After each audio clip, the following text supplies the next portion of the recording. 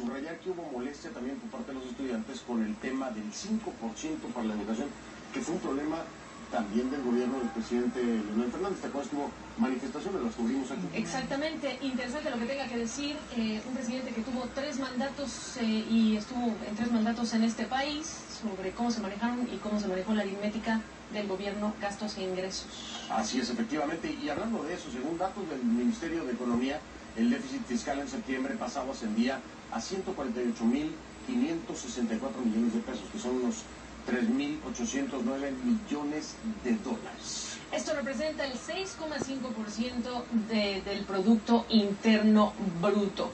Vamos ya entonces con las opiniones. Vamos a darle la bienvenida esta noche a Guillermo Moreno, presidente del partido político Alianza País de la República Dominicana. Nos acompaña desde Santo Domingo. Guillermo, gracias por estar con nosotros. Buenas noches. Muy buenas noches, Fernando y Gabriela. Muy buenas noches. Iniciamos entonces, quiero hacerle la pregunta. Sabemos claro que desde esta perspectiva será usted opositor a esta reforma fiscal y quiero preguntarle por qué la determinan más como un paquetazo o un paquete tributario y no como una reforma fiscal. ¿En qué se basan para aseverar esto o no coincide con esta aseveración?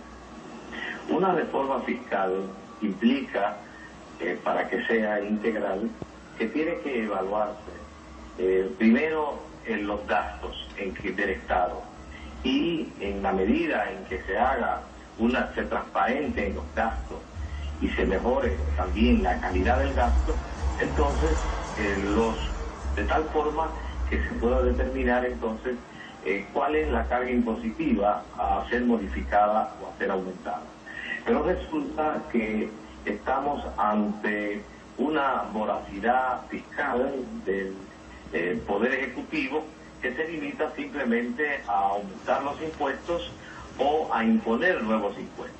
Por eso es que le denominamos un paquetazo tributario, porque su único énfasis es más tributos, cargar de más tributos a la población para cubrir un déficit fiscal que hubo en el país, ascendente a más de 187.000 millones de pesos.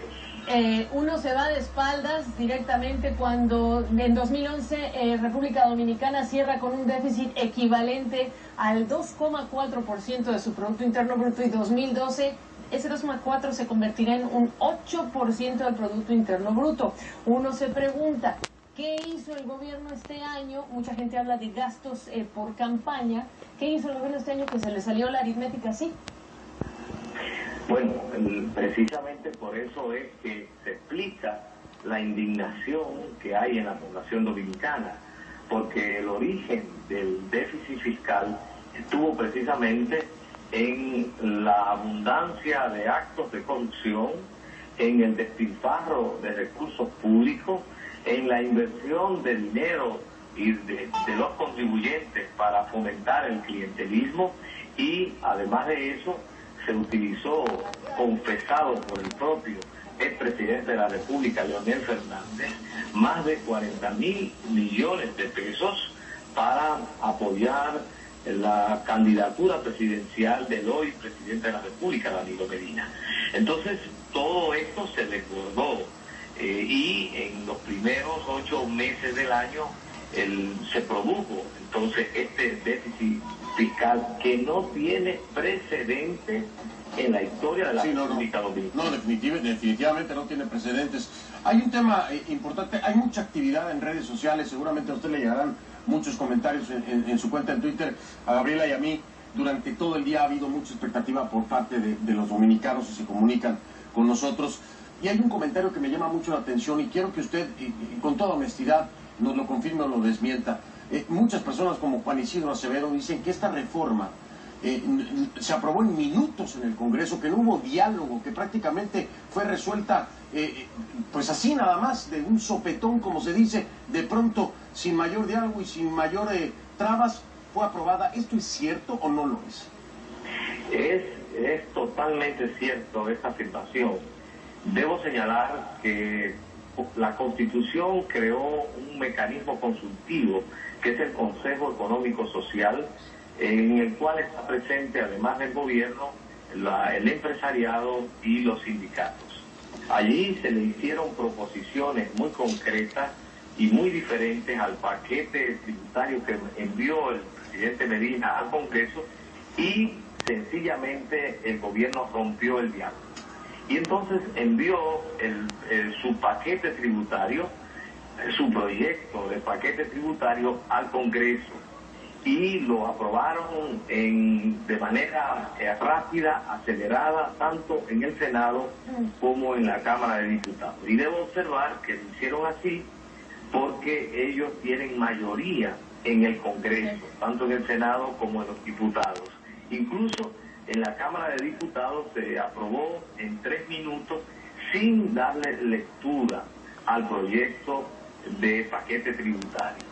Todo esto lo que implica es que el Congreso nuestro no ejerce su función de ser el control del Poder Ejecutivo, precisamente en una materia tan delicada como la materia fiscal, donde los legisladores deben ejercer esa función de control. El Congreso nuestro se ha convertido en un sello gomígrafo del Congreso.